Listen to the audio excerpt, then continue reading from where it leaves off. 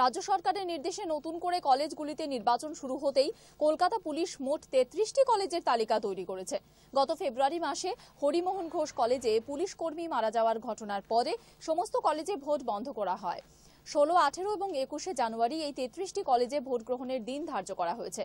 কলকাতা পুলিশের তরফ থেকে জানানো হয়েছে যে 16 তারিখ 8টি ডিভিশনের 16 কলেজ এবং 3টি ডিভিশনের 13টি কলেজ, 18 তারিখ 3টি ডিভিশনের 7টি কলেজ এবং 21 তারিখ 2টি ডিভিশনের 13টি কলেজে নির্বাচন করার সিদ্ধান্ত নেওয়া হয়েছে।